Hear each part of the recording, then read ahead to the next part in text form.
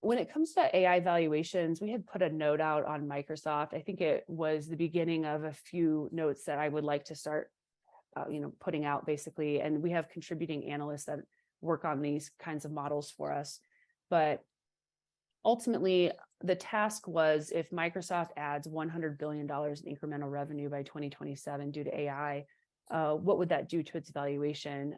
That would lead to about a $40 billion accretive $40 billion in operating profit from AI alone. So what that means is that that would be worth about $141 in share price.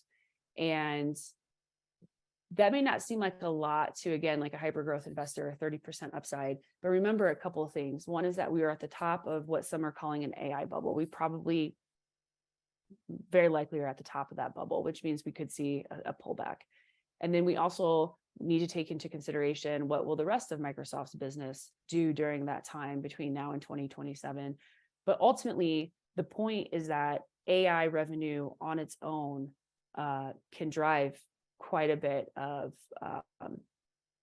share value. And what we want to do is identify those that can drive those kinds of profits from AI and wait patiently to build those positions. This is just one example. But I think it can get kind of confusing because you may have some segments that are not directly participating in AI. So we began to look at what if you separate the two, treat it as two different stocks, really, what would that look like? And so we're seeing a minimum 30% upside in Microsoft due to that increase, not only on the top line, but at a 40% margin, the bottom line as well. So this is an example of one that we want to be aggressive with, buy on weakness, buy on breakouts.